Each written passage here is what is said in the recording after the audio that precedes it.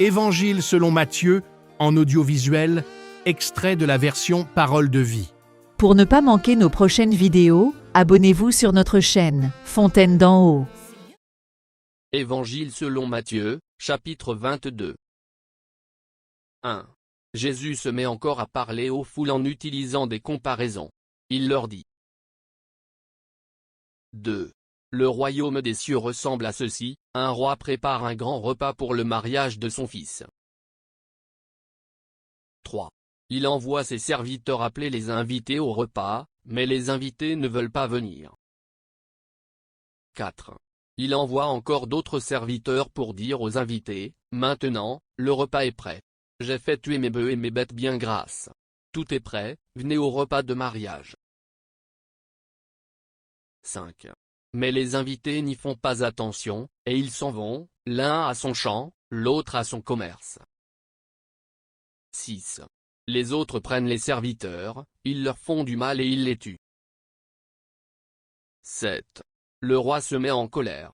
Il envoie ses soldats tuer les assassins et brûler leur ville. 8.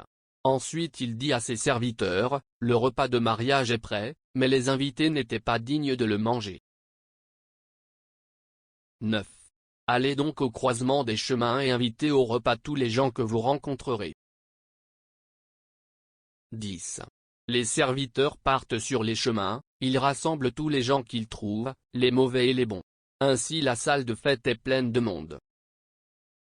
11. Le roi entre pour regarder les invités, il voit un homme qui n'a pas le vêtement de fête. 12. Il lui dit, « Mon ami, comment ? Tu es entré ici sans le vêtement de fête. » L'homme ne répond rien. 13. Alors le roi dit aux serviteurs, « Attachez-lui les mains et les pieds et jetez-le dehors, dans la nuit. Là, il pleurera et il grincera des dents. » 14. Et Jésus ajoute, « Oui, Dieu appelle un grand nombre de gens, mais il n'y en a pas beaucoup qui sont choisis. » 15. Alors les pharisiens se réunissent. Ils cherchent comment prendre Jésus au piège en le faisant parler. 16.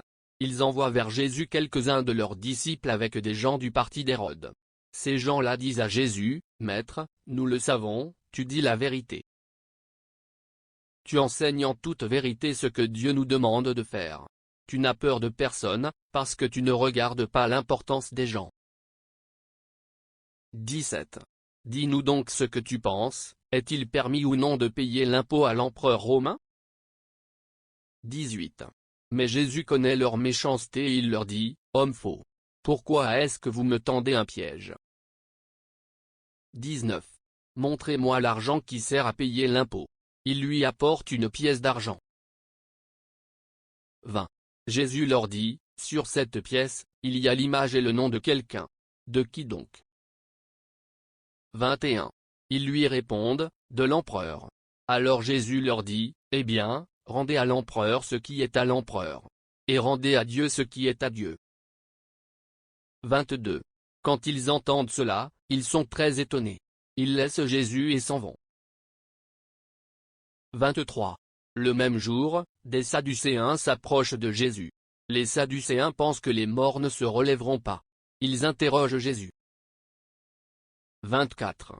En lui disant, « Maître, Moïse a dit, si un homme meurt sans avoir d'enfant, son frère doit se marier avec la veuve. Ainsi, il donnera des enfants au frère qui est mort. » 25. Eh bien, supposons ceci, chez nous, il y a 7 frères. Le premier se marie et il meurt sans avoir d'enfant. Il laisse donc sa femme au deuxième frère. 26. Il arrive la même chose au deuxième frère, puis au troisième et enfin à tous les 7. 27. Après eux tous, la femme meurt aussi. 28. Quand les morts se relèveront, parmi les 7 frères, qui sera le mari de cette femme? En effet, chacun a été son mari. 29. Jésus leur répond, « Vous vous trompez, parce que vous ne connaissez ni les livres saints, ni la puissance de Dieu. » 30.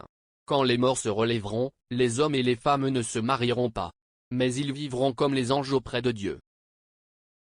31. Au sujet des morts qui se relèvent, vous avez sûrement lu cette parole de Dieu. 32 Je suis le Dieu d'Abraham, le Dieu d'Isaac et le Dieu de Jacob. Dieu n'est pas le Dieu des morts, mais il est le Dieu des vivants. 33. Les foules entendent cela. Cet enseignement de Jésus les étonne beaucoup. 34. Les pharisiens apprennent que Jésus a fermé la bouche aux Sadducéens. Alors les pharisiens se réunissent. 35. L'un d'eux, un maître de la loi, veut tendre un piège à Jésus et il lui demande, 36 Maître, dans la loi, quel est le commandement le plus important? 37. Jésus lui répond, tu dois aimer le Seigneur ton Dieu de tout ton cœur, de tout ton être et de toute ton intelligence. 38. C'est le plus important et le premier des commandements. 39. Et voici le deuxième commandement, qui est aussi important que le premier, tu dois aimer ton prochain comme toi-même. 40. Toute la loi de Moïse et tout l'enseignement des prophètes dépendent de ces deux commandements. 41. Les pharisiens sont réunis, et Jésus leur demande. 42. Qu'est-ce que vous pensez du Messie? Il est le fils de qui? Ils lui répondent, il est le fils de David. 43. Jésus leur dit, David, rempli de l'Esprit Saint, l'a appelé maître. Pourquoi donc? 44. En effet, David a dit, le Seigneur déclare à mon maître. Viens t'asseoir à ma droite, je vais mettre tes ennemis sous tes pieds. 45. David appelle le Messie maître. Alors, comment est-ce que le Messie peut être aussi fils de David? 46. Parmi les pharisiens, aucun ne peut répondre un seul mot à Jésus. Et, à partir de ce jour-là, personne n'ose plus lui poser de questions.